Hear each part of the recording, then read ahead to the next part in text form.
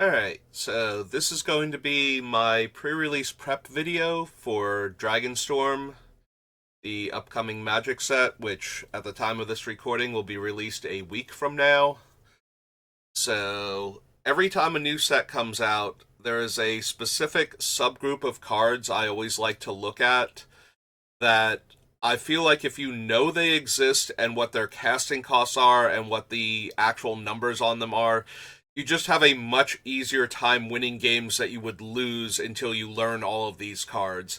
And they are the instants, the spells with flash, and the wrath effects in the set. These are the hardest things to play around when you don't know what they are, and the easiest things to play around later on in the format when you know what they are and you've been playing the set for a while. Like, they leave up some amount of mana and you know what their options are. If you can learn that earlier in the set's lifespan, you tend to do better. So I always like to familiarize myself with these types of cards. A lot of the technique in playing around them comes down to just being aware of their existence. If you know your opponent can do this, you can make a much more educated decision on whether or not you should be blocking, attacking into open mana, playing out another creature when you don't have any more in your hand, like how soon can they wrath the board and kill all of your stuff and leave you empty-handed. All of this information just helps win more games earlier in the format. So I always like to do this for myself, and I've started doing it since I've been streaming and making content for other people to help them out. So I'm going to pull up my list here so that I don't miss anybody. So our very first card on the list is the very first card in the set alphabetically in white. So Anafenza, Unyielding Lineage is a 3-mana 2/2 flash first strike, and whenever another non-token creature you control dies, Anafenza endures, which is you choose one of two options. Since her endurance is for 2, you either put 2 +1/+1 counters on Anafenza, or you can create a 2/2 spirit creature token. Notably, the spirit tokens created this way do not have flying. They are more akin to the Kamigawa spirits than they are like Innistrad or something, where they're floating ghosts. So, just on her own merits, Anafenza is a 3-mana 2/2 first strike that can suddenly pop down and eat one of your 2 toughness attacking creatures. So, that in and of itself is something to be concerned about, but also she dramatically throws off combat math in that if your opponent has to chump block a lot of your stuff in order to live, all of a sudden each creature dying is a potential 2/2 that Anafenza can make. So not only can they produce an additional blocker, they can also create a large number of residual creatures that you thought they weren't going to have because they were being forced to chump block. So that can dramatically throw off combat math in a close race, or even a not close race. Like, if you're attacking for lethal and your opponent's being forced to chump block with like 4 creatures, all of a sudden they're attacking for lethal because that's 8 power and toughness worth of blockers plus Anafenza herself. So even if the race wasn't that close, it suddenly is, and you might be done here. So you need to be aware of her existence, especially if you're going to get into a situation like that. Again, just knowing what the cards can do and what you could be running into is very important. Anafenza is going to ruin a lot of people's lethal attacks. She's also going to make it so that if you trade off with a bunch of creatures and take damage thinking that you're going to win on the crackback, flashing her in to make a bunch of 2/2s for the creatures you're trading off with also might throw that off. So the opponent can also use her offensively mid-combat in order to get a bunch of 2/2s back to block while getting in for damage and, trading off creatures with you. So, alright, after Anafenza, we have Coordinated Maneuver. So this is one of the versatile interactive spells. There are a few of them in this set. It's a thing that they've been doing a lot recently anyway, but I think it's more pronounced in this set. There are a lot of choose one bullet point cards that aren't charms in this set. So Coordinated Maneuver is the first one of those we're going to see, And your options are this card deals damage equal to the number of creatures you control to target creature or planeswalker, or you may destroy target enchantment. So, the first half is a removal spell that's contingent on how many creatures your opponents have. The second one is just a straight up enchantment killer. So, while we've seen this type of card before, we've seen both halves of this card before, having the versatility means that you're going to run into this card even more often than you normally would. Decks that don't go super wide might still want it because there are a handful of very potent enchantments in this set. Some of the most notable ones that your opponent could destroy at instant speed that would mess you up include the traditional white exile a creature until this enchantment leaves the battlefield type card. But there is also 2 or 3 anthems, I believe, in the set. There's a red one that gives +1 power. There is a Mardu one that gives you an extra combat step in addition to buffing your entire team. And I think there's one more. Plus, there are the cycle of enchantments that choose between 2 different clans, and the enchantment itself is the 2 overlapping colors between those clans. So the white-red one is Mardu or Jeskai, and all of them are very potent. So expect your opponents to be running this card in their main because it's also a creature removal spell, but do understand that your enchantments are a little more vulnerable when your opponent is in white, because they are going to be incentivized to main deck this card even in best of 1 because of the powerful cycle of enchantments. And there are several other decent enchantments in the set, but all 5 of those things, I believe, are incredibly powerful. Very similar to the sieges from Fate Reforged from the last time we were in Tarkir. Quick sip of water. Our next card is Duty Beyond Death. This one's gonna mess me up. There's usually a card like this in Magic sets, and this is the one that I always get wrecked by, and it's very important for me especially to remember this one exists. So, a lot of times how I play around creature buffs, combat tricks, is I try to convince the opponent to use them early if they put themselves in a position. Like, I will attack my 2/2 into your 2/2, even if I think you have the trick, because I want you to save a 2/2 with your trick, not a 5/5, on like turn 7. I don't want to take lethal damage, and I don't want your giant guy not dying in combat with my, 3 blockers or something.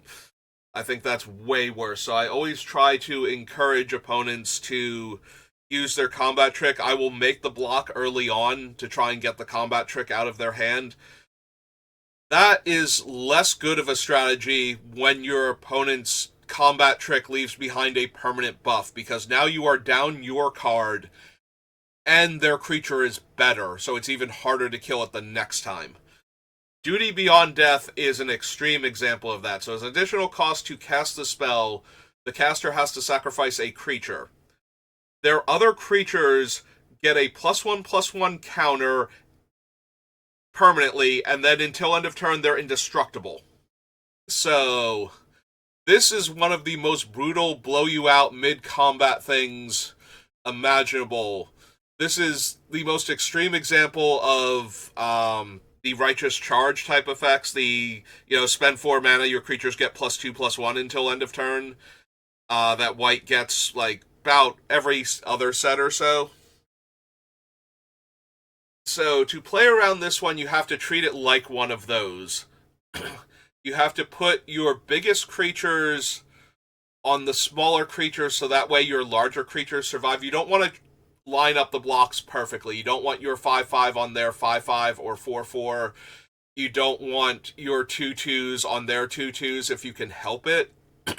What you want to do, if you think it's this card, as long as you're living through the extra damage with the creatures getting through, you want to make sure that each one of your creatures outmuscles theirs by at least a 2 toughness to power difference.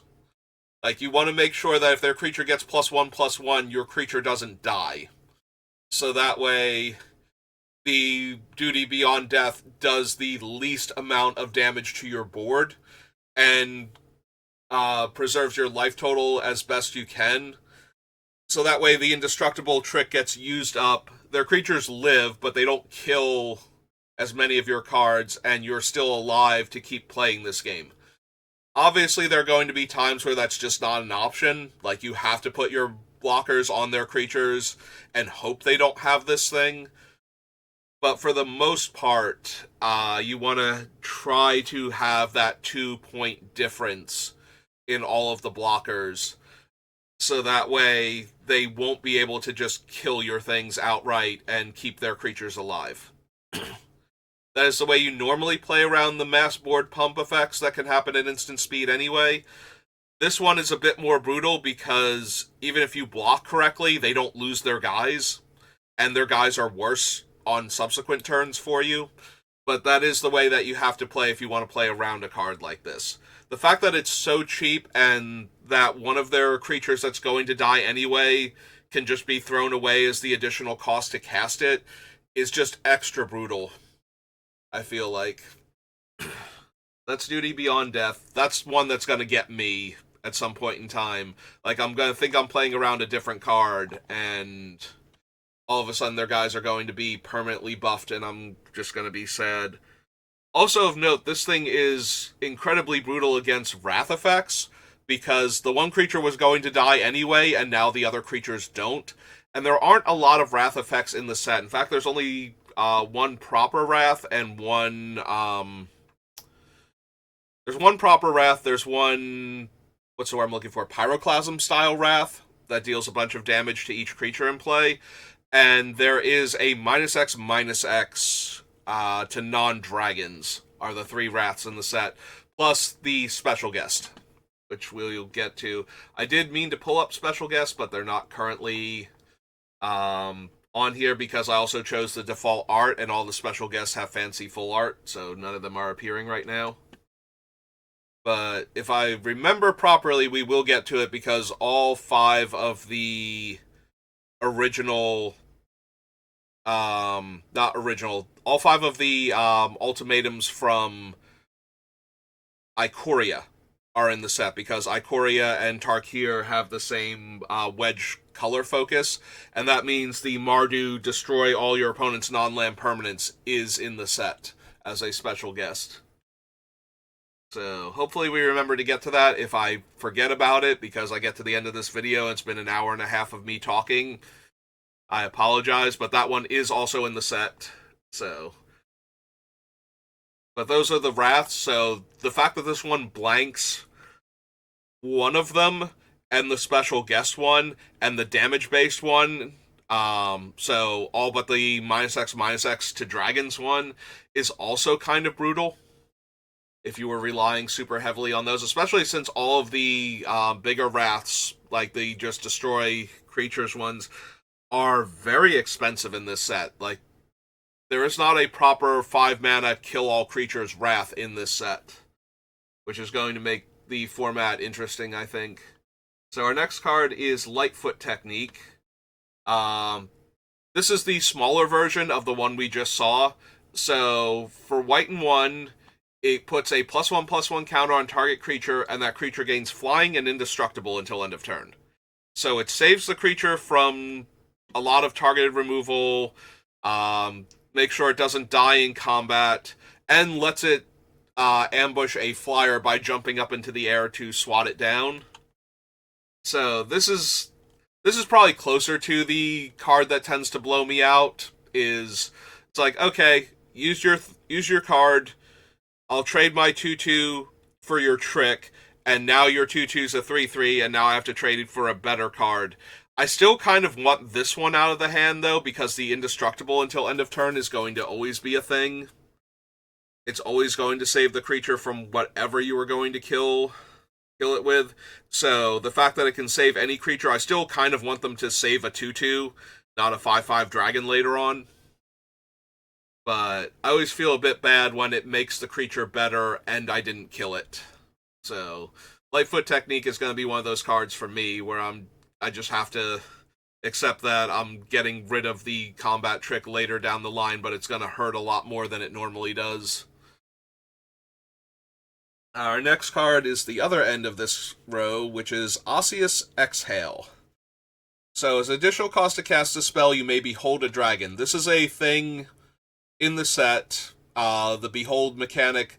So, in order to behold a dragon, you either have to control a dragon as you cast the spell, or reveal a dragon card from your hand. So, in this case, the Exhale deals 5 damage to target attacking or blocking creature, and if a dragon was beheld, the caster gains 2 life. So there are a bunch of cards in the set that get better if you have dragons out or if you reveal a dragon from your hand. This was an unnamed mechanic on a handful of cards in Dragons of Tarkir, so now it's got the title Behold. I wonder if they'll retroactively make the cards have it, because Behold is not I guess it is an ability word, but it has a function. Like, it's yeah, I guess it's still an ability word, not an actual ability, which means you don't have to have the thing printed on there for it to function properly. Anyway, that's just a little bit of rules minutia. So the big thing about the Exhale, this is another card that shows up in basically every set in some variation. Lately we've been getting the exile a tapped creature, and this thing costs a lot less mana.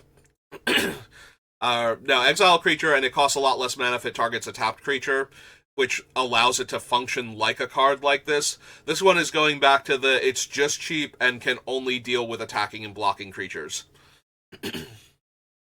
So, to play around a card like this, you have to make sure that your opponent can't use it against the thing they most want to use it on.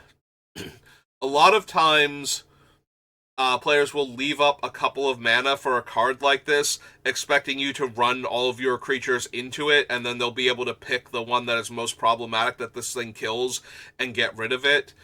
If you think they have this card, one of the things that you can do is attack with all but that one creature, because if they don't cast their spell, that used up 2 of their mana. They did not get to spend that 2 mana on developing out to their board or casting other spells, or they have to use this on a less optimal creature.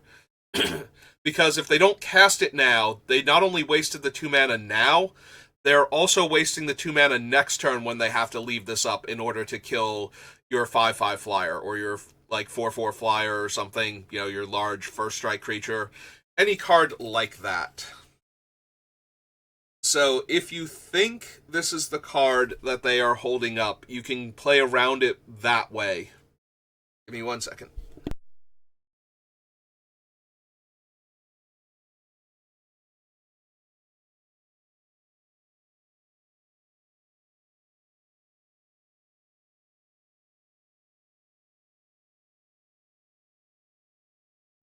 Okay, sorry, I was getting a little hoarse and I needed to cough quite a bit there.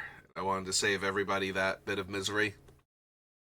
So yeah, the way you play around a card like this is by not giving them the target that they most want.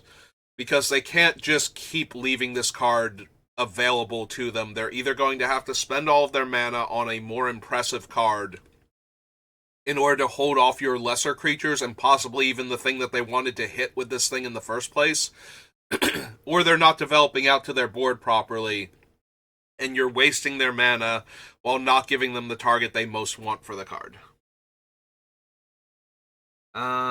Next up is Rally the Monastery, which was one of the first cards previewed at the start of preview season. There it is. This is another choose one. Notably, though this card is a 4-drop, it does cost 2 less mana if the caster has already cast another spell this turn. The Jeskai mechanic cares about casting multiple spells in a turn. You can see one directly to the left in Poised Practitioner. It has the Flurry ability, which triggers when you cast your second spell in a turn.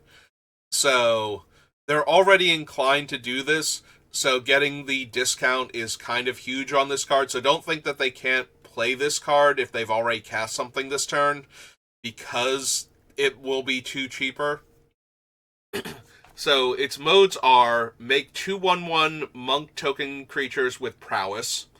Up to 2 target creatures you control each get +2/+2 until end of turn, or destroy target creature with power 4 or greater. All of these modes do different things and cause different problems. The 2/1/1 creatures are surprise blockers, or surprise attackers if they cast it during their end step, or during your end step and untap, and now they can attack with their creatures. The 2/2/2/2, so 2 combat tricks distributed among 2 of your creatures, allows them to win combat pretty well. Fortunately, playing around this one works the same way as playing around the Duty Beyond Death, in that if your creatures are 2 power and toughness larger than theirs, you will still kill theirs in combat and trade. So instead of it just being a potential 2-for-1 where they buff 2 of their creatures and now both of their creatures live and your creatures die, you can just make it a straight up 3-for-2 where they let their smaller creatures trade up a bit in exchange for a card from their hand. And then the third mode just straight up kills one of your large creatures. And you can't really play around that one unless you know that it's coming and have one of the other tricks that saves your guy. But yeah, this thing is incredibly versatile, and playing around it is going to be very difficult because of that, because whichever modes you are playing around probably just makes the other ones better. If you're using your bigger bodies to outmuscle their smaller creatures, they're probably better off just killing one of your bigger bodies and going wide around you. If they can get into a situation where they can eat 2 of your smaller creatures and get their 2-for-1 out of this card, they'll try and maneuver towards that if you don't have a lot of 4-power creatures or they don't super care about them. And the 2/1/1s work when the board is empty, when the opponent doesn't have good creatures to kill with the third mode, and you just need to go wider around them rather than giving 2 of your creatures a buff in order to win the game. So yeah, Rally the Monastery is an incredibly versatile card, and no matter which modes you're playing around, you can't really play around all of them all of the time. So this one is definitely a be aware of its existence. Try to avoid that middle one being the biggest problem, I think is the best thing for you. That is the one that's a 2-for-1. If they just use it to kill a creature, I mean, it always sucks losing your best creature, but that's way better than losing potentially your best creature and your second or third best creature to the combat trick version of it. And the 1/1s you're not really playing around a lot of the time. If they flash them in either by spending 4 mana or by casting another spell and then spending the 2 mana to play them, it's a lot like what is the actual Raise the Alarm, I think, is the original one that makes 2/1/1 soldiers, because it's going to be very difficult for them to cast a third spell in the same turn to make those monks into 2/2s. Or a second spell after casting their 4-drop spell.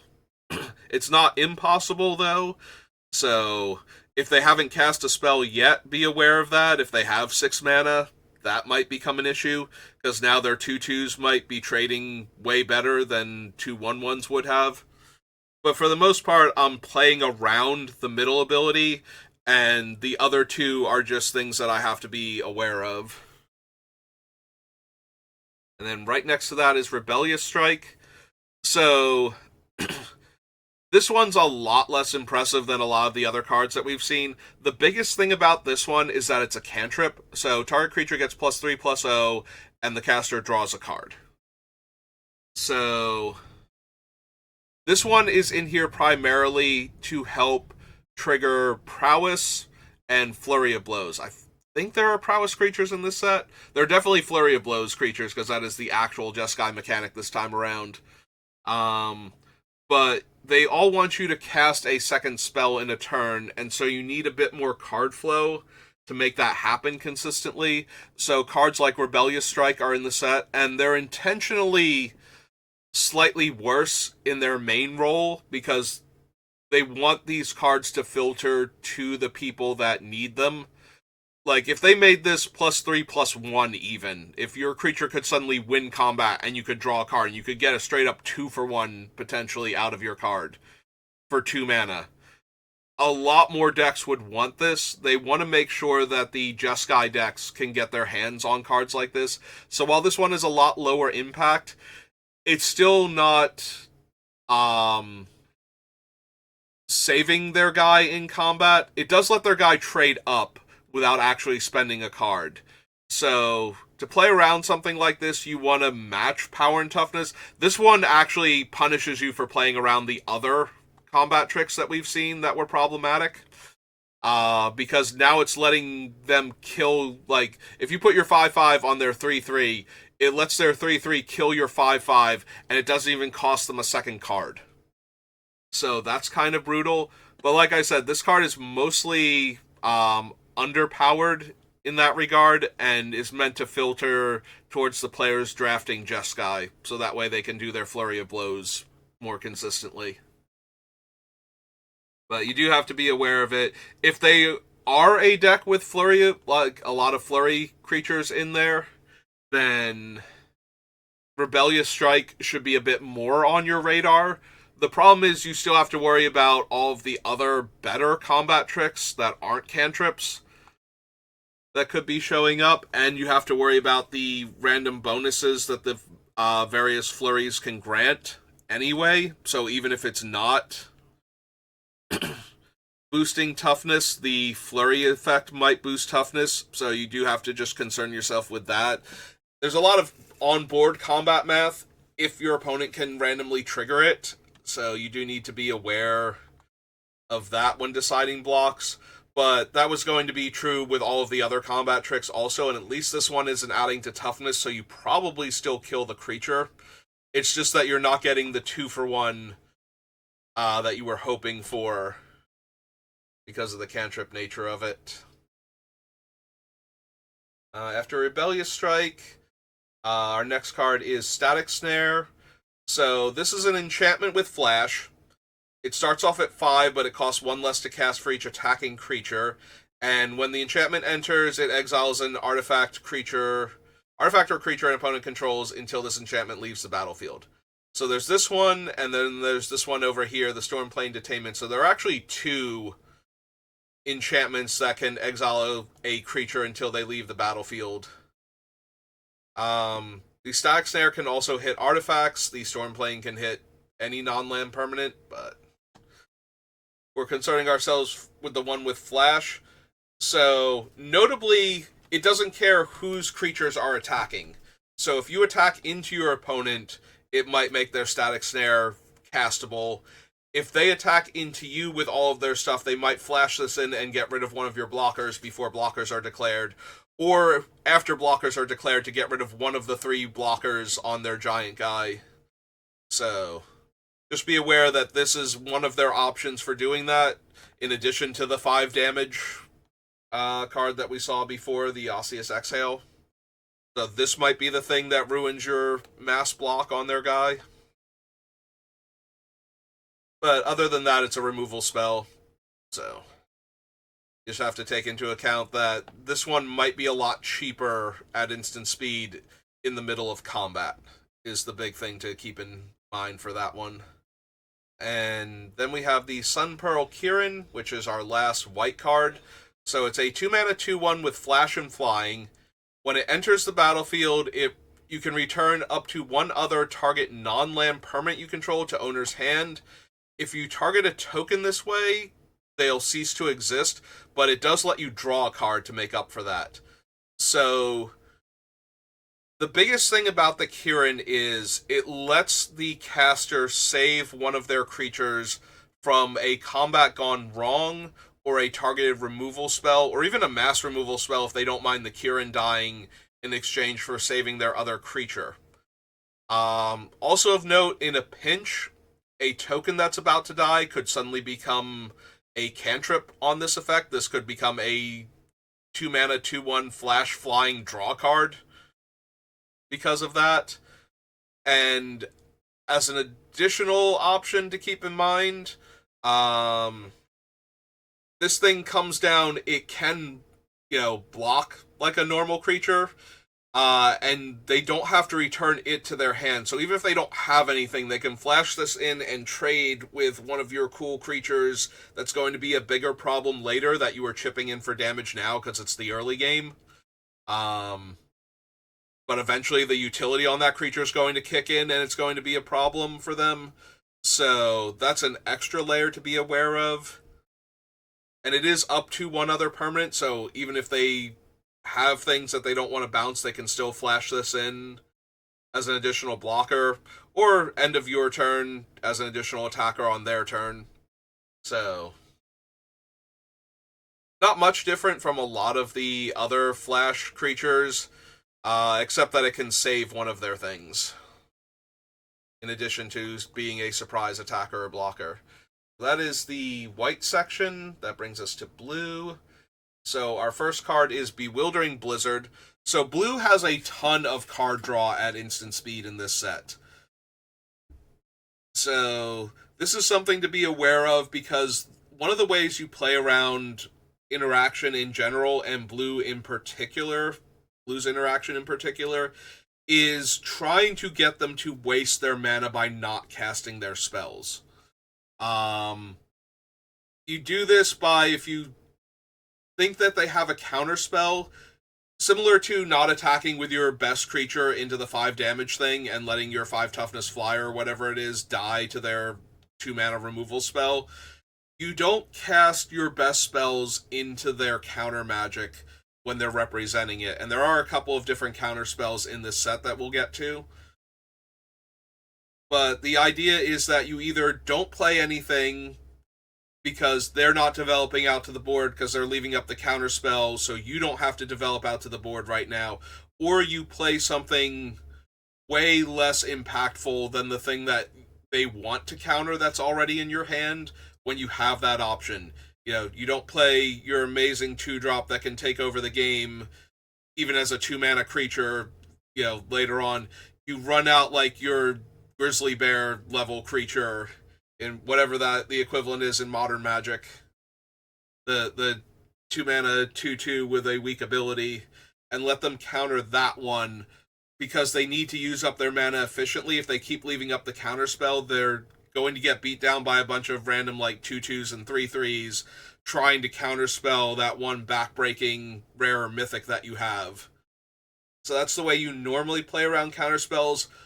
A lot of instant speed card draw and ways to develop out to the board can throw that strategy a bit, and there is a lot of instant speed card draw in this set, because what happens is if you're not developing out to the board either because you're trying to play around their counterspell, then they'll just draw some cards and look for answers to the things that you already have and ways to get more mana, make sure they hit their land drop so that way they can interact with your guy and still hold up the counterspell for the thing that they're actually concerned about. And Bewildering Blizzard is the first one of those type of card draw spells. Notably, it's also a pseudo fog, so it's 6 mana, so this is not a cheap spell that you have to worry about early, but it kind of doesn't have to be. If the games are slower, I'm not 100% sure how fast the set is going to be.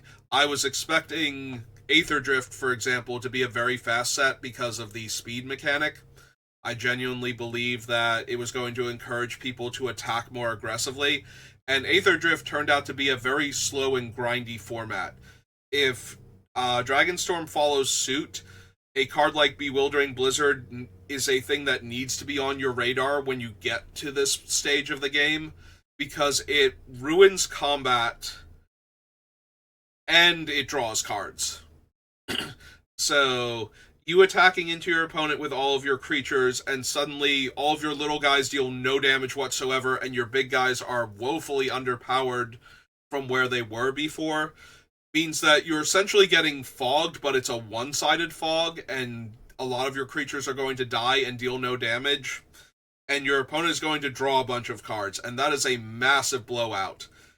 If the format is fast enough, though, this thing is going to be terrible because you're not going to live long enough to cast this spell most of the time in order to blow your opponent out with it. So it's really going to depend on the speed of the format.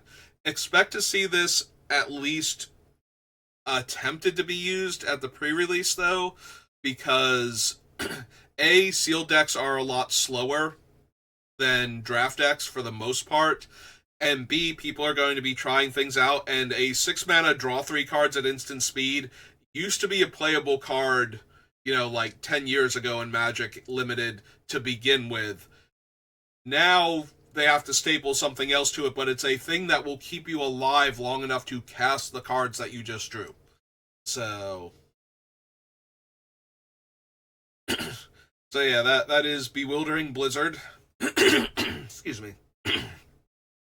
So we move on to our next card. So this is another mechanic in the set. We didn't cover it in white because none of white's versions of the cards are instants, and none of the creature versions have flash. And get another sip of water real quick.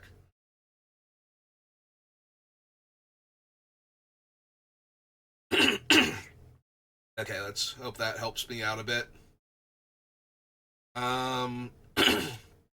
So Omen is a special subtype of instant and sorcery. Omen appears when the spell is a small inset spell like this. Sorry. Very similar to the adventure mechanic from Eldraine. However, the Omen subtype means that when you cast this spell, instead of putting it in your graveyard, you shuffle it into your deck. So you take the entire card and shuffle it back into your deck if you cast the Omen portion. In this case, the Omen portion is blue and 1 for an instant, and you tap up to 1 target creature and draw a card. So this particular one is not very flashy. It doesn't put stun counters on the creature or anything. But it is a cheap spell that can buy time by tapping down the creature and giving the caster another card, so they can tap down your strongest creature to stop it from attacking them for a turn, and draw a card and shuffle this 6-drop that they can't cast right now back into their deck. And notably, you cannot draw this card itself, like this physical copy of the card, because it doesn't shuffle itself back in until the entire spell is done resolving, so you will have already drawn the card for the Skimming Strike instant.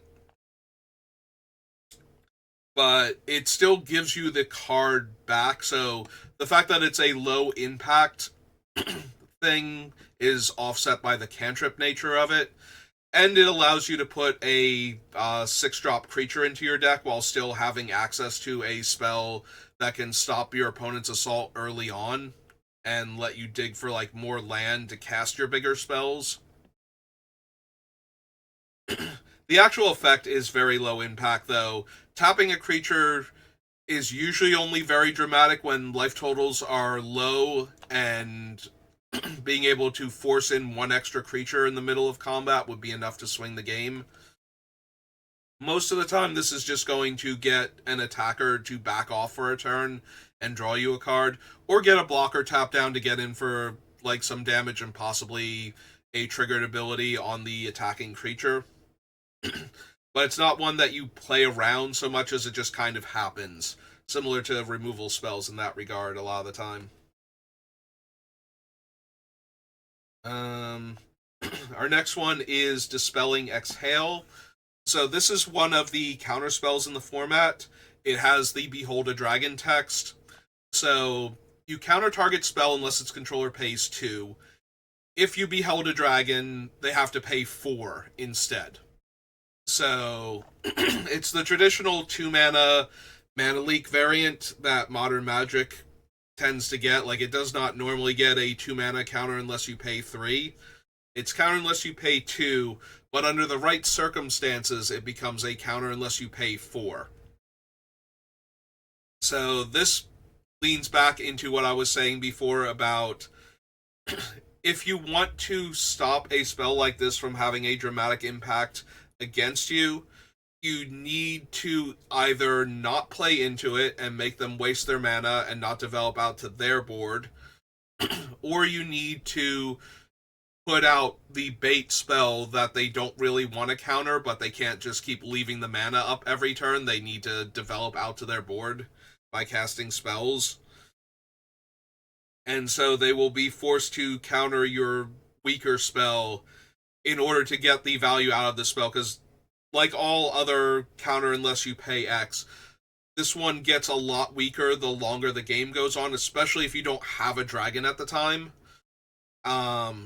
Being able to spend 2 extra mana on your 4-drop is not unreasonable, especially if that 4-drop is particularly backbreaking. Asking the player to spend 8 mana on their 4-drop is a bit much, even in the mid to late game, but it might still be doable. So they kind of have to cast their spell when they can. So if you can put a less palatable target for them in their crosshairs, that's usually the best way to deal with cards like this. Just keep in mind, though, if you don't develop out to your board at all, like if they're leaving up this counter spell and you think that's what they have, and you also don't play anything because you're worried about it getting countered, then the opponent is getting the value out of their card by stopping you from developing out to your board. So you're also losing the same amount of mana that they're losing now. In having, like, if you don't cast a 2-drop and they don't cast their counter spell, both of you wasted 2 mana. But what the opponent can do is eventually get to the part where they cast their 2-drop and leave up mana. So you don't want to just wait forever if you're not pressuring the opponent. You do need to make sure that you're actually developing out to the board somewhat. And sometimes that means not playing around the counter spell in the early game and just hoping that they don't actually have it. Because otherwise, you're going to keep falling behind on board, and they still get to stay at parity in the mana department, because you're wasting 2 and they're wasting 2 every time you don't cast a spell. So just be aware of that. Like, you can't just sit on the spell forever. You do have to actually do something to get the opponent to react. But if your spell is particularly strong, sometimes it's worth it to try and find a better bait spell first. You know, if your 2-drop is an amazing bomb and your 3-drop is just an okay creature, getting them to counter your 3-drop or hoping that they tap out to develop out to their own board rather than keep leaving up the mana lets you sneak your fancy 2/2 into play on a turn where it's safe. Alright, so that one was Dispelling Exhale. That brings us to Focus the Mind. So this is a 5 mana, draw 3, discard a card, but it costs 2 less to cast if you cast another spell. So this is just straight up card draw. This is one of these spells that the opponent leaves up a counter spell or a big interactive flash spell, and when you don't run into it, this is the type of card that they have as backup. A lot of these cards have been less impressive of late, cards that just draw cards and have big mana costs, because they don't let you draw a bunch of cards and do something else in the same turn. And Focus the Mind only lets you do something else if you already had something else to do, like knocking 2 mana off the casting cost, making this a 3-drop, so that you can play a cheap creature on, like, turn 5 and still have this available, is not that impressive. A lot of the other card draw that's in this set looks better than it, but it's still something that an opponent can do with their mana if you don't run into their counter spells or don't let them use their big fancy flash spells to get you. So this might be what they're holding mana up for if you don't play into their thing, or if they just legit don't have anything and they need you to be worried. You know, the arena tell of opponents getting priority with all this mana open you start thinking about all of the good interactive spells that we've been seeing, and it turns out it's just a card draw spell, and they were hoping that maybe you would play around other stuff while they get to draw cards. Next card is Fresh Start. So this is 2 mana for an aura that has flash. Enchanted creature gets -3, -0, and loses all abilities. This is a blue removal spell in the style that blue has been getting lately. Things like Eaten by Piranhas in Lost Caverns of Ixalan is another type of card where it just makes the creature way worse and robs it of all of its abilities. This is a thing that Blue's been getting a lot more, is the loss of abilities, because a lot of the times Blue's enchantment-based removal leaves the creature on the battlefield, and the abilities are more problematic on a lot of creatures than the body itself most of the time. So they wanted to give Blue a little bit extra, and taking away abilities. I'm sorry, did I say -3? That's a -5. Sorry, I got this thing. 5s and 3s look a bit similar to me when my vision gets a tiny bit blurry, whereas I can read the rest of the card fine. That is -5. I think I said -3 before. So -5 is an even more detrimental effect. Obviously, 5 being greater than 3 and it being the size of the penalty.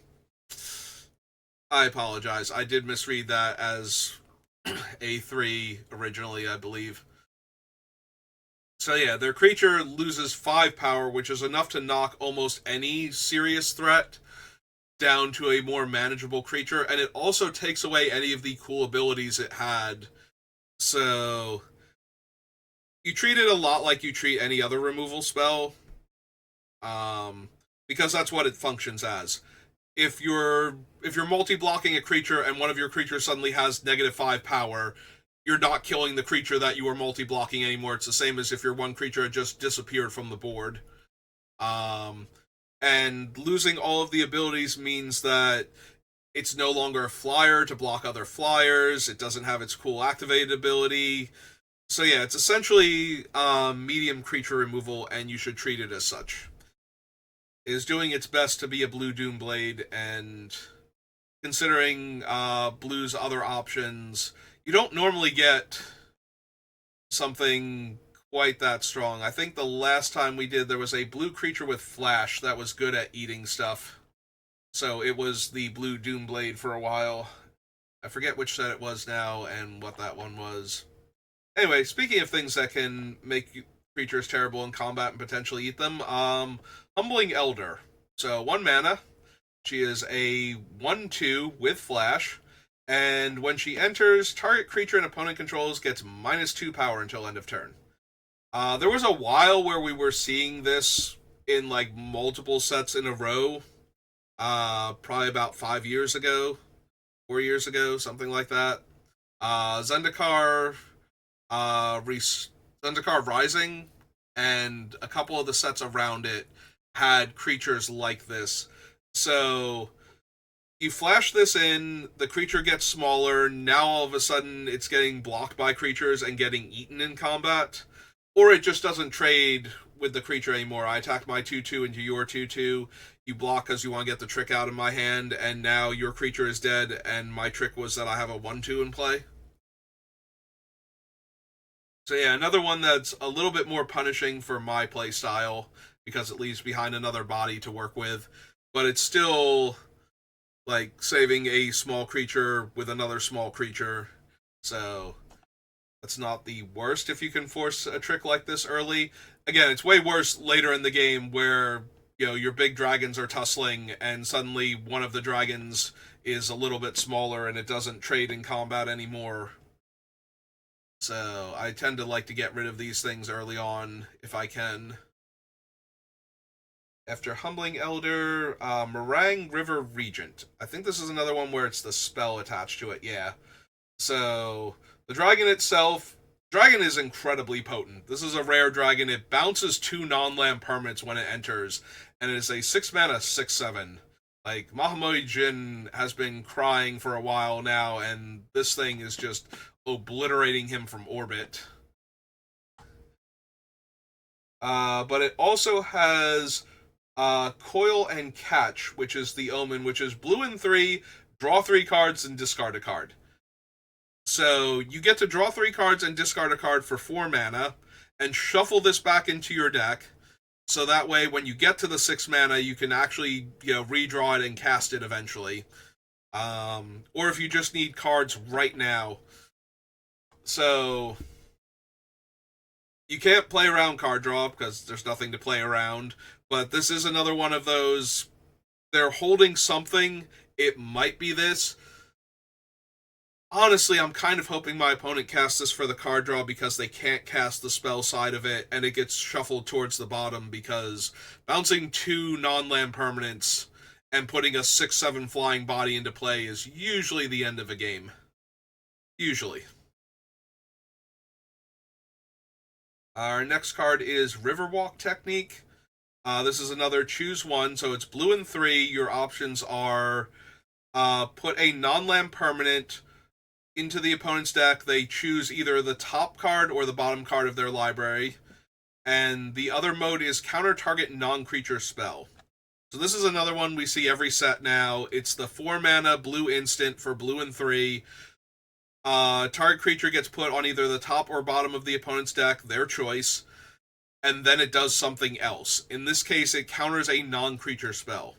So this allows them to interact with your permanent in play or the non-creature spell you're casting for 4 mana. So they can leave up the 4 mana to try and counter like one of the super fancy enchantments or one of the other like really impactful multicolored instants and sorceries we're going to see later.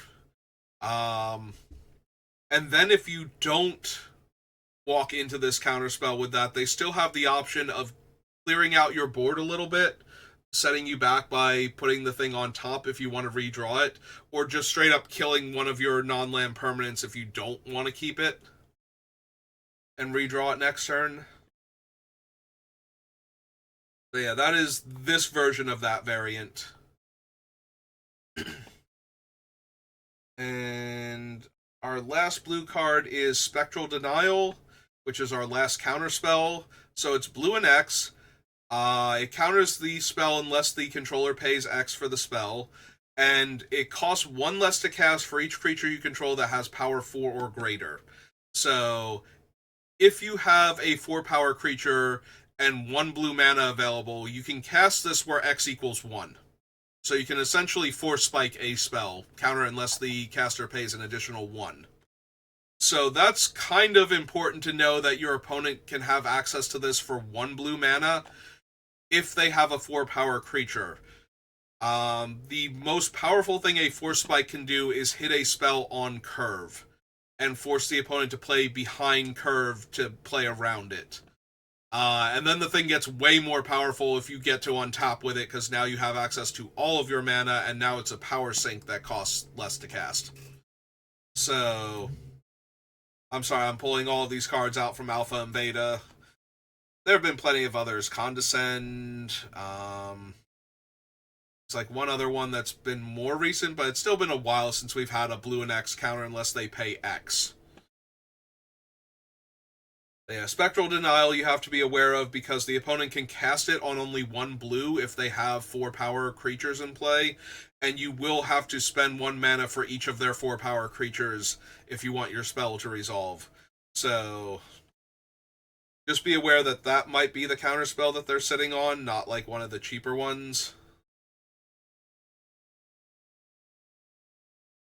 Yeah, I like how this one goes from the more expensive one because you have to pay X to the cheapest one possible at a single blue, depending on their board state. Alright, so that brings us to black. So our first black instant is Alicia's Legacy, which is down here. There we go. So this is another one that we get every set. This is the Indestructible trick. So for black and 1, target creature gains Death Touch and Indestructible until end of turn. So it's always going to kill the thing that it's in combat with, and it's always going to survive that combat. So your options for playing around this thing are, again, trading your 2/2 for their 2/2 is ideal, because you don't want them to save their giant angry dragon or massive ground creature with trample or their amazing utility creature. You want them to use spells like this so that their 2/2 kills your 3/3 or something is way better for most games of Magic, unless you're getting run over very quickly, in which case you were going to get hit by this thing anyway. You can't play around it most of the time. The other way to play around it, and the other thing that works in those situations, is cheap removal. Block them first, make them cast their trick, and kill their creature in response, is the other way that you play around these type of things. Our next card is Caustic Exhale. So it does only cost 1 black printed, but if you can't behold a dragon, you have to pay an additional mana. So it looks like it only costs 1 black mana, but if you don't have a dragon to show your opponent early on, or a very cheap dragon that you've gotten into play somehow, this actually costs 2 mana, and target creature gets -3/-3 until end of turn. So it is creature removal. One of the things to note, though, is similar to a burn spell, this can combine with a creature to take down a better creature in combat, but because it actually reduces the opposing creature's power, it might not be a 2-for-1 anymore. Whereas normally you have to attack your 2/2 into their 4/4 and play your shock on their creature to kill it. Now you attack your 2/2 into their 4/4 and they lose their 4/4 and you're down the -3/-3 trick and you get to keep your 2/2. So when you're playing around tricks like that, if you're playing around it as a combat trick, that's what you have to be aware of, is that they can make your guys small enough that now their 2/2 eats your 4/4. Whereas before it might have been, oh, they're going to trade in combat with the other tricks that are available, or, it might be like the Legacy or something where they get to keep their 2/2 anyway. So this might be the thing that you're playing around. But if you play around this too much, you risk running into something like the Legacy instead, because now your creature is huge and outmuscling their guy. It's like, okay, I'll just kill your biggest guy, and you'd much rather have them kill your medium guy with Caustic Exhale. Next up is Cruel Truths. So this is Black's card draw of the set. It's Surveil 2, Draw 2, Lose 2. So they get to look at their top 2 cards, decide if they want to keep either of them, throw the ones they don't want into their graveyard, draw 2 cards, and lose 2 life. Black gets a card like this basically every set.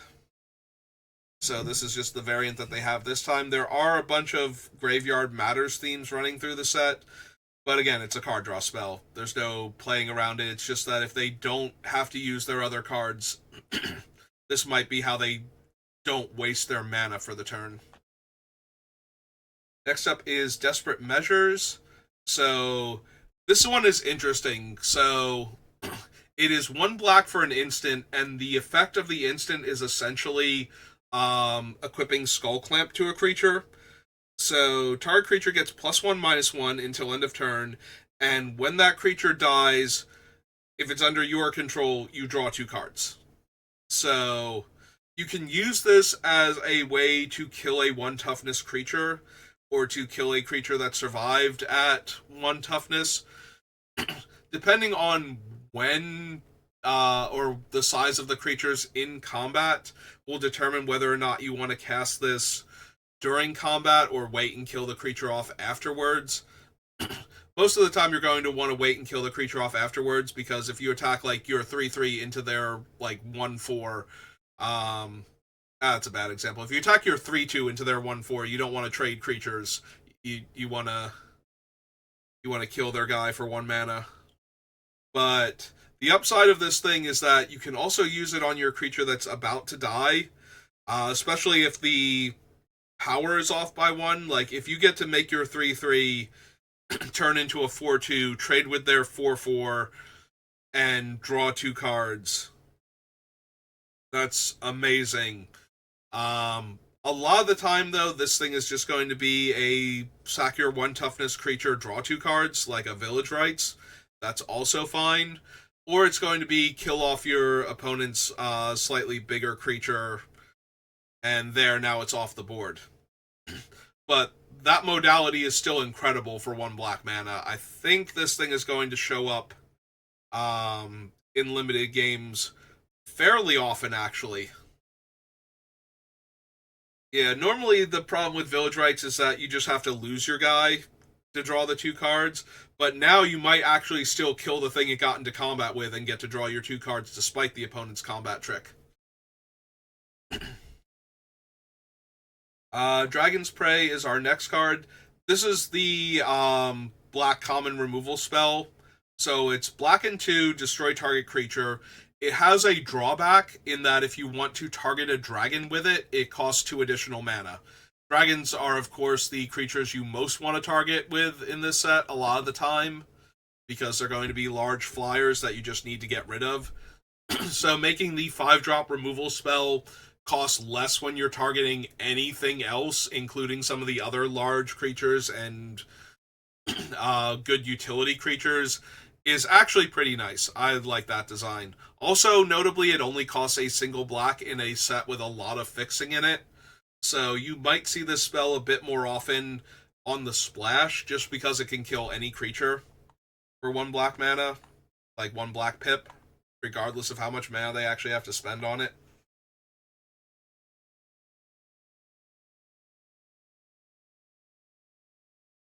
Alright, our next card, you have to scroll down to the S's. For Scavenger Regent. So this is the non-dragon wrath. So its omen mode is 2 black and X. Each non-dragon creature gets -X until end of turn. So it's included on this list because it is functionally a board wipe. It kills all non-dragon creatures in play if the opponent has enough mana to dump into this thing. So you have to be aware, if you're making a lot of 2/2 zombies off of a lot of these cards in black, if you're making like the spirit tokens from the absent colors, or the warriors and goblin tokens in Mardu, a lot of the warriors do tend to explode because of the mechanic that makes them, but not all of them do. So there's a lot of go wide potential in this deck, or in this set. So a card like Scavenger Regent, especially with the other wraths being as expensive as they are, this might be the only one that you can cast on like 4 to 5 mana and actually kill all the things you need to kill. If you have to cast the wrath that early anyway. There might be like a dragon that's still in play, but you probably need to kill all of the little creatures that have been beating you down before the dragon came in. And 1 4/4 flyer, even with ward, discard a card, isn't going to save you, whereas suddenly killing all of their like 1/1s and 2/2s actually would. Ooh, excuse me. So yeah, that's Scavenger Regent. He is one of our 3 wraths in the set proper, and one of 4 total wraths, I believe, counting the special guests. We'll double check that though. Alright, so after that, we have Unrooted Ancestor. So this is black and 2 for a 3/2 creature with flash. It also has the ability 1 and sacrifice a creature. This creature gains indestructible until end of turn, and you tap this creature. So the opponent with 4 mana can spend 3 to flash this in, assign blockers, like have this block, I don't know, a 3/3 or a 2/2, anything like that, and have another one of their creatures chump block your larger creature, and then feed their chump blocking creature to this thing so it eats your guy, you eat their guy, but you're both left with the better creatures out of the ones available to you in the exchange. So yeah, this thing is a minor problem because of that. It can also just flash in like all creatures end of the opponent's turn and have an extra attacker on board to throw off combat math in a close game. So yeah, we've got a few flash creatures, so there's a lot of, oh surprise, this guy comes out and now your clean attack isn't so clean anymore. So a lot of that to be aware of in this set. And our last black card is Whale of War, which is 2 and a black. and you choose one, creatures opponents control get -1/-1 until end of turn, or you return up to 2 target creature cards from your graveyard to your hand. So this one is kind of silly. The two modes are so incredibly different from each other that trying to play around either mode is going to be a problem. So if the creatures are getting into combat, you play around the first mode the same way that you played around the other things, where it massively changes the power and toughness. If you can have at least 2 more power and toughness than the opposing creature, you will still win that combat through Whale of War. So that's how you play around the first mode. The problem is that if you're playing around that and you kill a bunch of their like utility creatures with comes into play abilities or things like that, or death triggers or whatnot, now they can just rebuy their creatures instead and possibly even recast them, because the spell is relatively cheap for getting back 2 creatures. Usually you either have to discard another card to get back 2 creatures or something similar, in order, or you have to pay more mana to get back the second creature. So Whale of War is a slightly cheaper 2-for-1 in that regard, or it could potentially get more than that with the -1/-1 effect. So both aspects you need to think about when you're assigning blockers. Like, most of the time you're going to want to kill their things and have your guys survive. You don't want to trigger the Whale of War killing your stuff. Because if they have to spend the mana to rebuy all of their creatures, there's still the tempo advantage of that, where they have to take time and spend a lot of mana.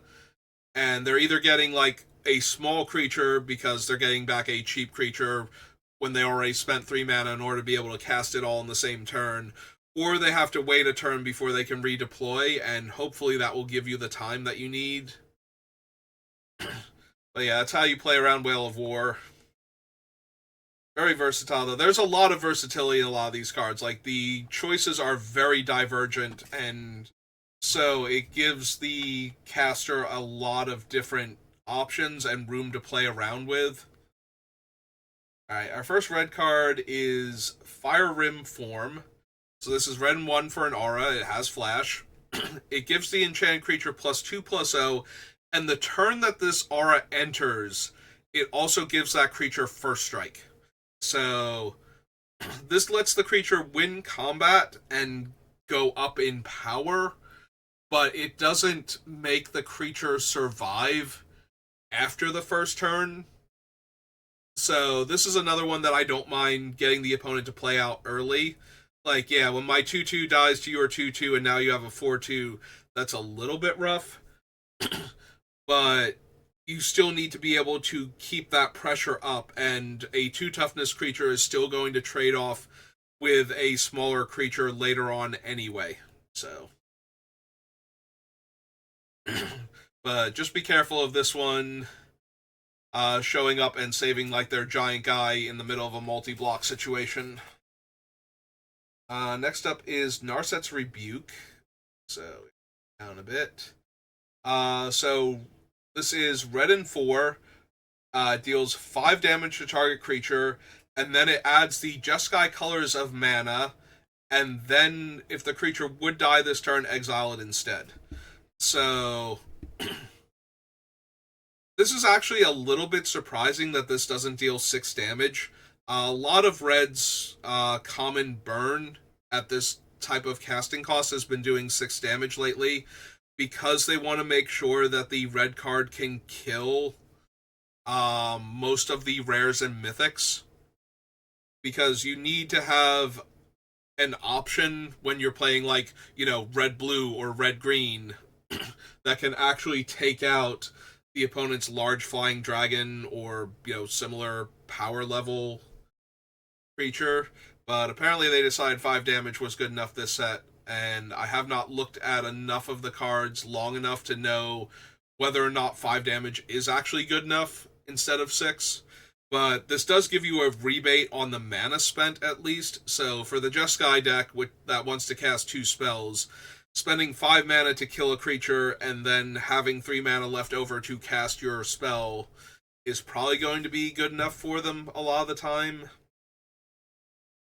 End of the day, though, this is still just the clunky red removal spell. So just be aware that it's a 5 damage one, not a 6 damage one this time around. Next up is Overwhelming Surge. This one lets you do both. A lot of the choose one cards that we've been seeing so far have not given you the option to cast any of the other spells. This is one of the ones that actually does. So its options are deal 3 damage to target creature or destroy target non-creature artifact. So notably, there is a cycle of mana rocks in this set that all have very expensive activated abilities that let you sacrifice them in order to make creature tokens.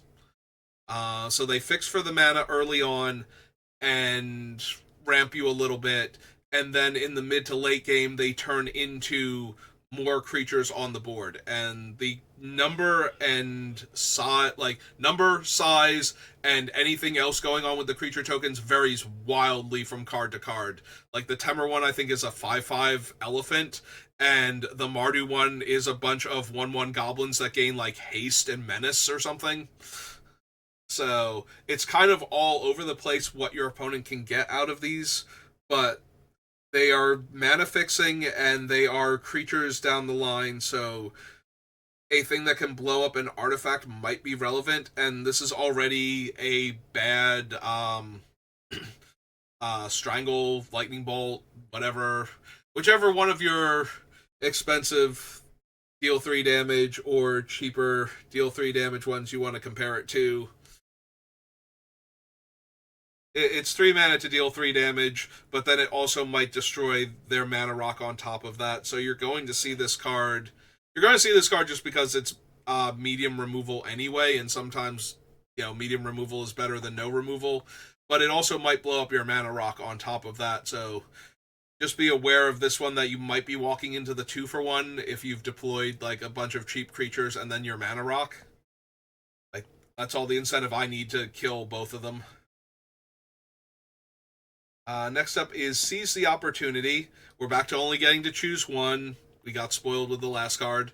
So this is red and 2, and your modes are exile the top 2 cards of your library until the end of your next turn. You may play those cards, or up to 2 target creatures each get +2/+1 until end of turn. This is another one that's so wildly varied that the 2 modes, one of them is always going to be relevant regardless, and there are going to be times where both of them have potential. So you're not playing around the first mode. The first mode is not anything you can play around. The second mode, though, is very similar to the 2 target creatures each get +2/+2 on the other card. So you play around it the same way that you play around the first one, except that now if you're 2 different, like 2 power and toughness difference, you're still losing your guy to kill their guy, whereas a 1 power difference for their toughness, you could still kill their guy in combat and still trade with it. That only really works if the opponent is not representing the other colors that could potentially give the 2 toughness rather than the 1 toughness that this trick represents. So a lot of the time I'm going to play around it the same way, but with just a little bit of, if the opponent can't cast the +2/+2s, then I treat it more like a +1/+1 trick for the purposes of determining whether or not I block, or how I block, because I don't want to trade off my 5/5 for their 3/3. I'd rather trade off my 4/4 for their 3/3 and their trick if I can help it. So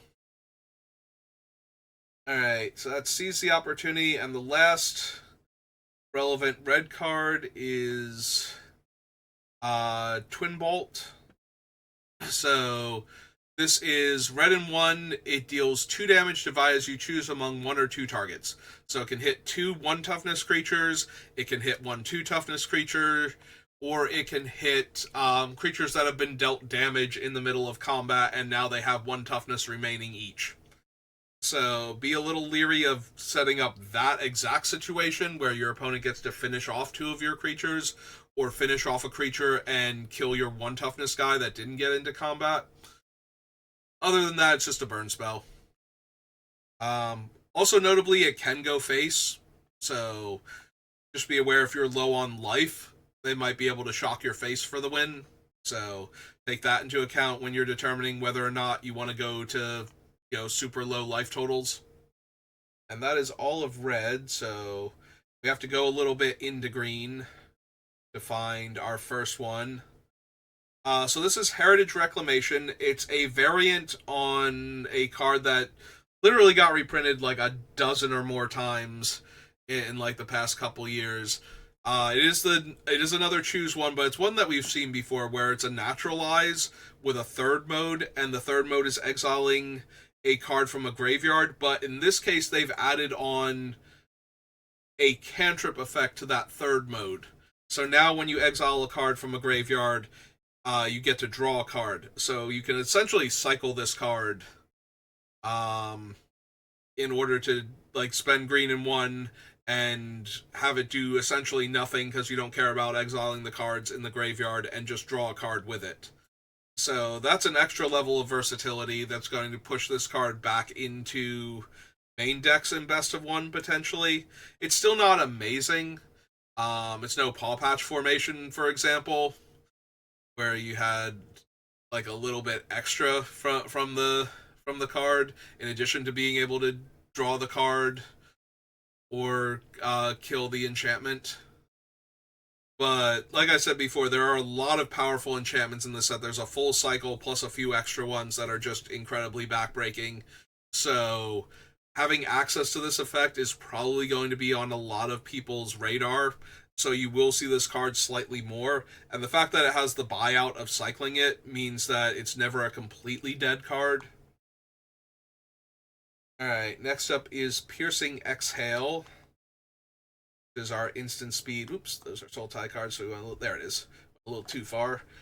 Green and 1, it's an instant. You can behold a dragon.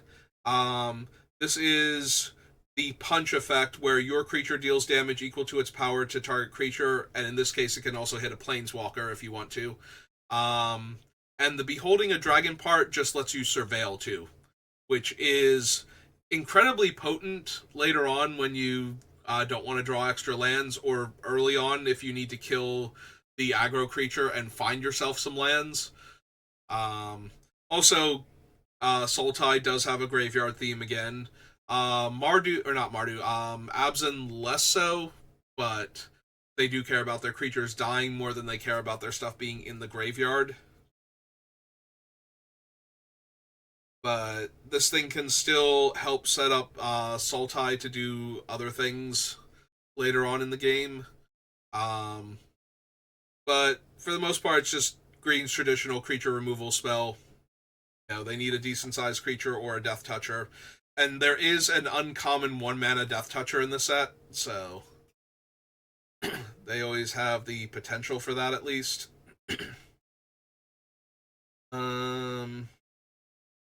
Double checking because I realized I did not read a couple of these cards when going through the list trying to set up like my list so I would know what cards I'm looking at, so I want to make sure that none of these, I didn't see the word flash on them, but I want to make sure that I didn't miss anything where they could kill multiple creatures or something silly in green in 1 turn.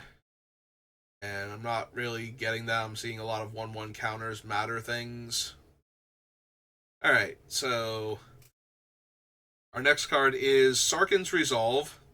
Again, 2 wildly different effects, and you only get to choose one of them. So for green and 1, your options are +3/+3, so a slightly overcosted giant growth, and destroy target creature with flying, so a way to kill a large angry dragon. You're not really playing around the killing a dragon, so just be aware that this might be their combat trick, but they're in green, so their combat trick being +3/+3 is not incredibly surprising. The fact that it's 2 mana and doesn't do anything else other than give you the option for the other spell is actually just kind of okay. To be honest, like, you're going to see this card because killing a flyer in a set with a lot of scary dragons in it is going to be a thing, and the fallback position of bad giant growth is not the worst. And our last green card is right next to it, and it's Snakeskin Veil. So if you're worried about Sarkhan's Resolve, just make sure that they have to use the Resolve and they're not getting away with Snakeskin Veil to save their guy. Also, if you can get them to use this to not stop a removal spell and to try and, like, win combat or trade, that's just amazing in comparison. Because a lot of times this will blank a 5 mana removal spell for 1 mana. So yeah, Snakeskin Veil is the green way to protect their things in this set. Alright, and that brings us to our multicolored cards. So our first one is a very low impact one. This is Auroral Procession. It's just an instant speed version of Regrowth. It brings a card from the player's graveyard back to their hand. So you don't have to worry about this one for the most part, unless they have flash creatures that they could cast off of this, hiding in their graveyard, but at least you'll know that those cards are in their graveyard when you're thinking about this thing. Other than that, though, like I said, it's not one of the cards you have to worry about or play around. Next up is Death. Death Begets Life. There it is.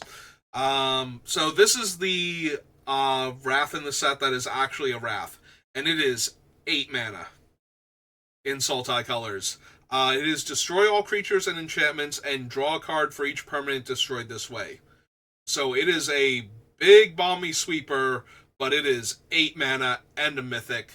So most aggro decks, unless this format turns out to be incredibly slow, most aggro decks can just play into this Wrath very easily because the opponent will be dead long before this thing becomes an issue. But you do have to be aware of it. If the game is dragging on and you can't quite push through for damage, just note that going wide when your opponent is on 6 mana or 7 mana might mean that you just get your entire board swept away and they get to pick up the last half of their deck while they're at it to bury you in card advantage after this thing has gone off. Next up is Dragonback Assault. So this is the Pyroclasm, and it costs 6 mana. It deals 3 damage to each creature and each planeswalker, and then it has Landfall, make a 4/4 flying dragon. So this one sweeps away all of the small creatures that have been beating down the opponent. This one is, like, way more likely to stop the aggro deck, in that it will kill most of their little guys and then start churning out 4/4s for the rest of the game. So that's something to be aware of if you're the aggro deck especially. You know, don't play out another 2 or 3 toughness creature trying to keep the pressure up when they're getting to 6 mana in Temur colors. Also, Temur is not the color combination that you would normally think of as the, like, Wrath to stop the early game rush normally. Obviously, it's got to be a Pyroclasm effect at that point, because red is the only thing giving you creature removal. But yeah, it's just kills your little guys and then starts churning out 4/4s to block your medium guys and to stabilize, so maybe hang on to that 1 extra 2/2 with the cool ability. Next up is Fangkeeper's Familiar. Another one with a whole bunch of options. So it's Sultai colors and a colorless, or generic rather, for a 3/3 with flash. And your modes are, you can gain 3 life and surveil 3. So it's card selection plus a 3/3 that just sprung out of nowhere to eat your 2/2. Destroy target enchantment. Again, bunch of very powerful enchantments in this set, at the rare slot at least, and a few other utility ones and whatnot running around. Or counter target creature spell. So it can in fact Mystic Snake a creature. So yeah, this one, again, all over the place with the modes. A suddenly appearing 4 mana 3/3 that gains your opponent life and lets them set up their draw step is going to throw off combat math tremendously. Losing your powerful enchantment all of a sudden is always going to be a thing, and it can also be a counterspell while adding to the board. So, 3 incredibly versatile modes on this thing, and all over the place too, so playing around any one of them is going to be difficult at best as I adjust my position in the seat so it stops creaking quite so much. And let's see if that helps a bit.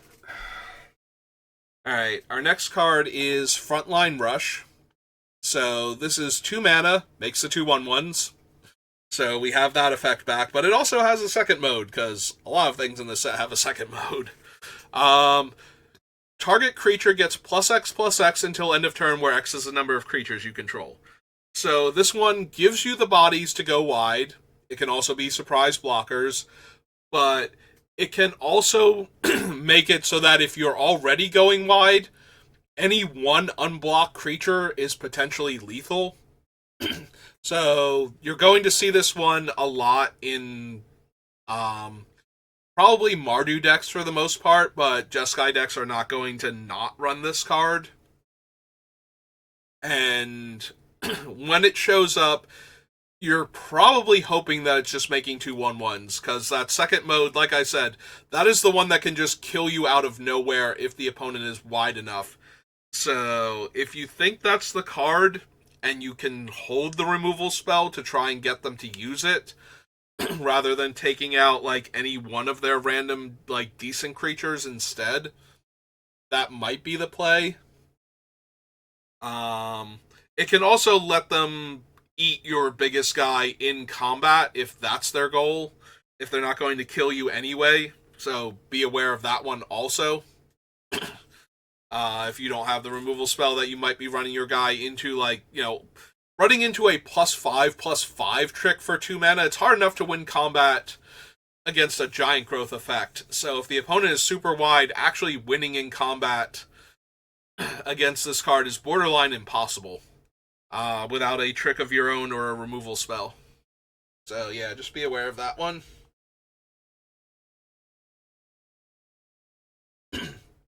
I mean, look at these cards. These are some of the enchantments. Whenever one or more creatures you control deal combat damage to a player, draw a card, or creatures you control get +1/+0 and have trample and haste for 3 mana.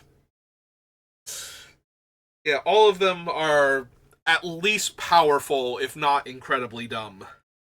Alright, moving on to our next card. I just thought I would point that out because I keep harping on them and the value of enchantment removal.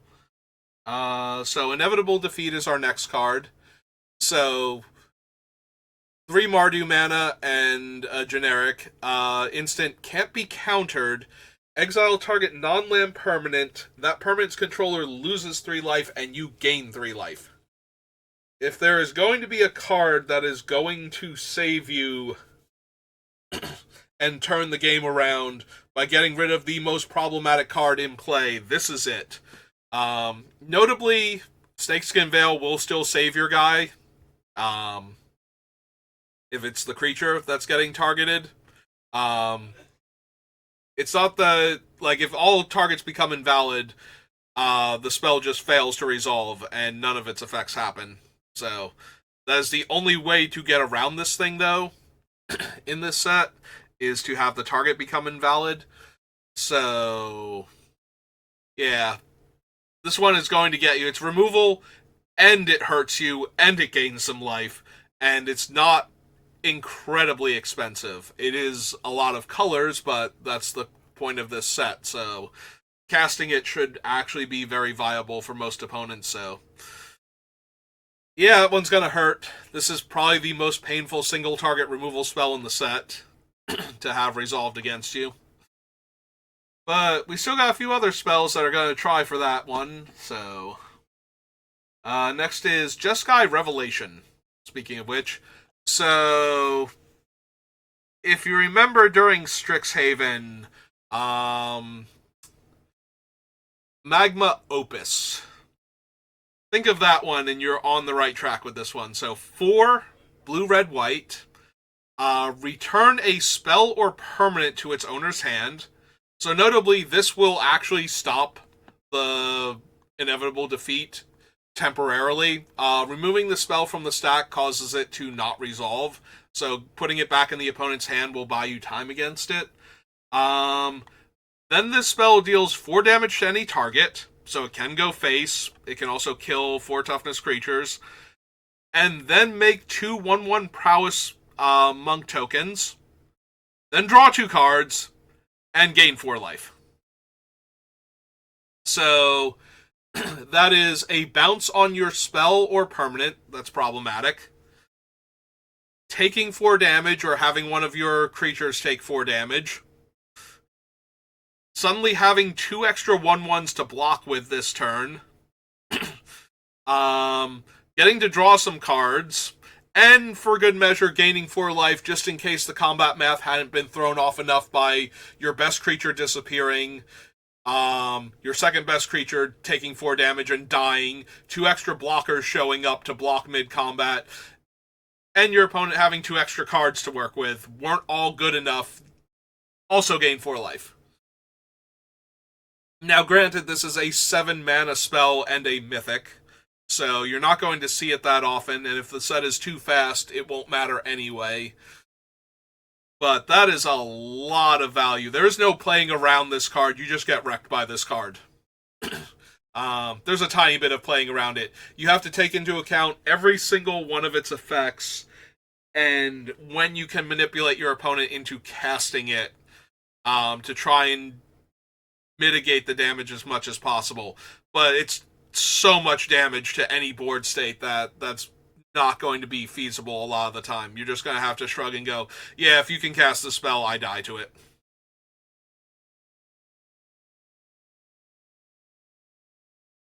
Because if your guys are too big for the damage, then they bounce one of your guys, and they can still dome you for 4, and they can still make 2 blockers, and yeah. There's just not a whole lot of flexibility in what you can do to not die to that card. Is this the next one? Jeskai Revelation to Kintree Severance. Yep. Alright, so there's a cycle of cards. Most of them are either creatures or permanents or something, so we don't get to see very many of them.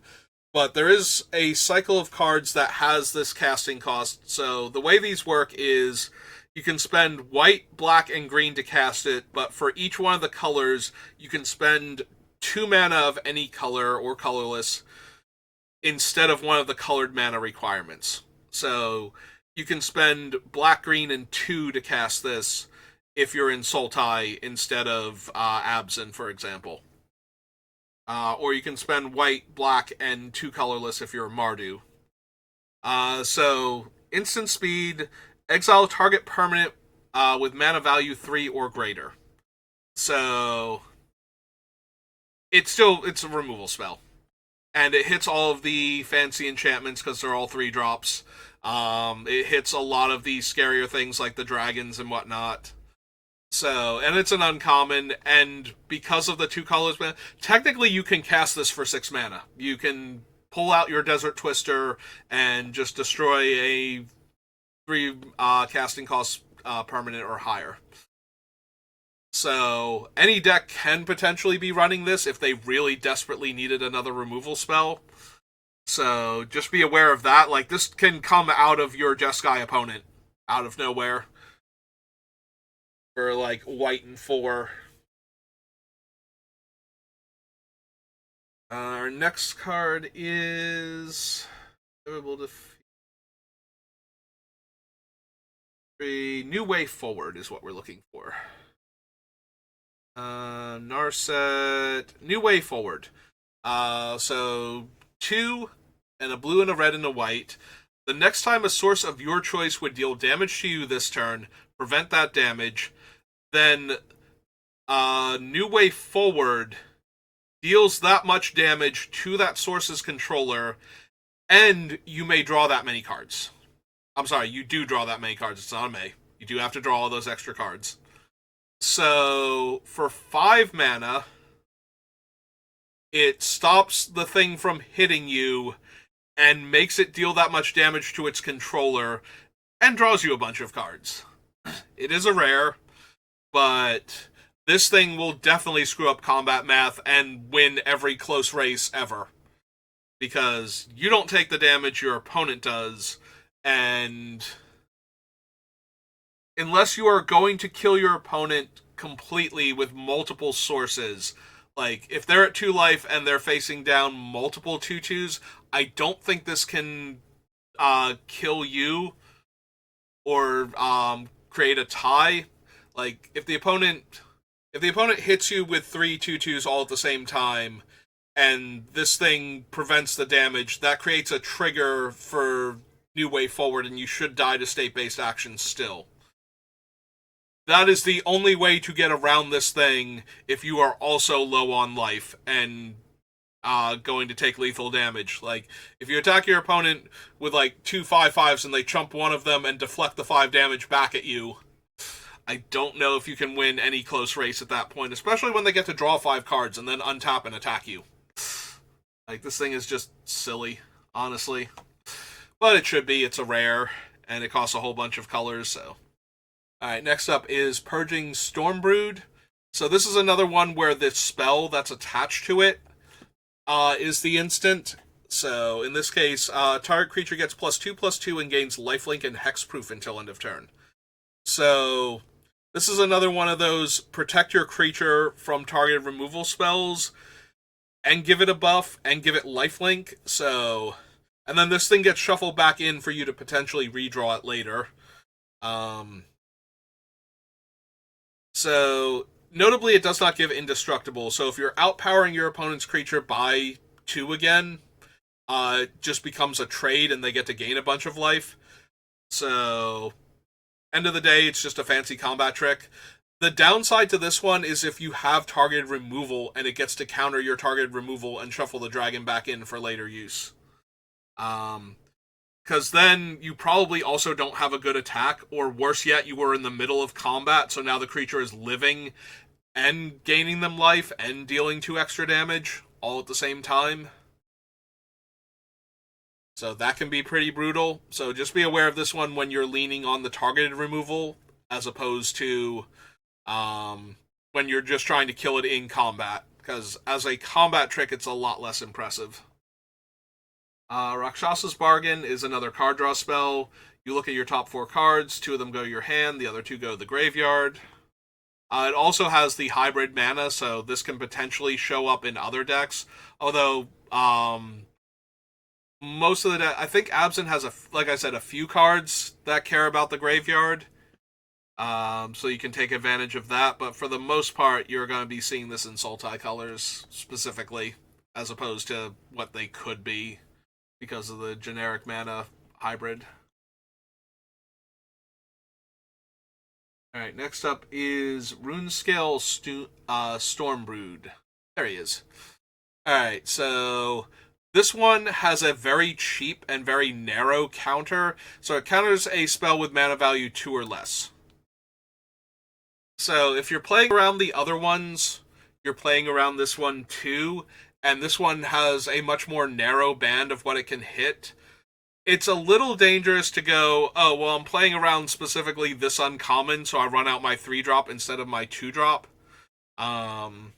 Because the other things are commons, and there are a couple other variants of them, so you could be playing around any one of these cards. The only downside to this is if you think you're playing around one of the other ones by playing the 3-drop first because you have a really cool 2/2, and then you try and run out like your 2-mana 2/2 with upside, and they counter it because they couldn't take the bait on your 3/2. That's going to feel a tiny bit bad, but other than that, it's just playing around it the same as the other counter spells. Next up is Songcrafter Mage. So this is a Temur color Snapcaster Mage with better stats as a 3/2. It gives the spell in your graveyard Harmonize, which is a keyword we haven't seen because this is the only way to give an instant Harmonize. All of the other Harmonize spells in the set are sorceries. So Harmonize is Flashback, which is you can pay the mana cost for the Harmonize. like whatever the harmonized cost is. But you can also tap an untapped creature you control, and only one creature, to essentially pay the colorless aspect of the spell equal to that creature's power. So, Songcrafter Mage comes down. Let's find an example that has like a bunch of mana in it. Let's go back up to the Doomsday things. So, let's say we want to cast... Where's the scary one? Where's the 7-mana one? Alright, so we target Jeskai Revelation with our mage. So now it has flashback for 4 colorless, blue, red, and white. But we can also tap a creature to reduce the amount of mana we have to spend by the creature's power up to the 4 colorless. So if we were to tap the mage for the spell, we would have to spend white, red, blue, and 1 to cast it, after having already spent the 3 mana that we just did. So the mage can essentially make the spell, like the colorless aspect of the spell, pay for its own 3 mana with this, so that you're still only paying the total mana of the spell, potentially, as long as it has enough generic mana in the casting cost to allow for that. Also, it's a 3 mana 3/2 that can just spring out of nowhere and block your guy and eat it, or trade with it. Assuming that the other spell isn't relevant enough. Assuming they don't get that value out of the instant in their graveyard because they can't also cast it and they really needed to block this turn. That's like your best case scenario, is that it's just a 3/2 for 3.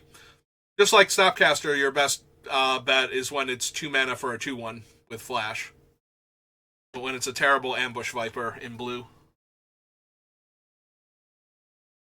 Next up is Ureni, who is one of the spirit dragons. In this case, Ureni is the Temur dragon. So Ureni is an 8-drop. So you don't have to worry about it early on. But again, if this format is slow enough to support all of these incredibly high casting cost spells, and you have to imagine it is, Ureni enters the battlefield. It deals X damage divided as you choose among any number of target creatures and or planeswalkers your opponents control, where X is the number of lands you control. So assuming that you tapped 8 mana for this thing, it deals 8 damage divided as you choose when it enters. So that can kill a lot of stuff. That can kill one giant thing, that can kill a bunch of little things, and it can kill a medium-sized thing and a couple of little things, and all of those are pretty devastating on this card. So the fact that it can kill a whole lot of little creatures to stop the opponent from going wide is a pretty big deal, and why it makes it onto this list. But it can also just straight up murder a large creature when it comes down, so... yeah, Ureni doing its best Tarka impression here. And the last card we have to check is Whirling Stormblood. There's Whirlwing Stormblood. So this is the reverse of all of the other ones. This one has an omen that's a sorcery, but the dragon itself has flash. So the dragon is a 5-mana 4/3 flyer with flash, and it gives all of your sorceries and dragon spells flash on top of that. So very similar to, I think it was a creature from Wilds of Eldraine was like the... oh no, it was Foundations. It's a fairy from Eldraine, but it was from Foundations. The 4/2 fairy that gave all of your spells flash. So it's similar to that, except it's only sorceries and dragon spells. So not quite as broken, but still something you need to be aware of, not only for the dragon popping out, but given the Jeskai wanting to cast 2 spells in a turn, the fact that they might have a cheap sorcery to follow it up with in order to use it as a pseudo combat trick or removal spell to trigger their cast 2 spells, their flurry that turn. So that's all of the main set ones. So if we come down here and we get rid of the default treatment, how do I get rid of this? Are we not? Were we just being slow to respond? There we go. We're being slow to respond. Alright, get rid of the default treatment and get rid of the Tarkir Dragonstorm, this should bring up all of the special guests, which are the ultimatums and the fetch lands. So this one brings back a whole bunch of stuff. This one searches for things and casts some of them for free. This one lets you look at a bunch of cards from your deck and put the permanents into play and the rest into your hand. This one deals 5 damage and gains you 5 life, draws you 5 cards. So none of those are really relevant to this thing because they're all sorceries. This one, however, destroys all non-land permanents your opponents control. So this is the last Wrath in the set. It's a special guest, so it shouldn't show up that often. But I have noticed special guests seem to show up a lot more on Arena. So if you're doing best of one and your opponent is Mardu, you might have to be afraid of this one a lot more often than you otherwise would. Alright, so that's going to do it for my stream. I've been going for, I don't even know how long right now because it's covered up, but yeah, almost 2 hours. Almost 2 hours we've been at this. So I hope this helps with your pre-release. It always helps me. Knowing the cards ahead of time that you can run into is the easiest way to play around any of them. When you go in blind and you don't know if your opponent's 1 mana open is a +1/+1 trick, a +2/+2 trick, a indestructible trick, like, what are their options at this mana? If you don't know which ones they could potentially have, you don't know what ones you're playing around. And if you don't know what the casting costs of the Wraths are and what limitations they have, then you don't know if you're playing into them or not. So I always feel like this helps me a lot with new sets for the pre-release and for the first couple weeks of the set, so I hope it helps you also. So thank you for watching. Thank you for putting up with me, choking to death through half of this video, because my throat is incredibly raw from talking for 2 hours straight. And if this helps you out, please leave a comment. I would appreciate it greatly. Thanks for watching, and I'll see you next time. Have a good rest of your day.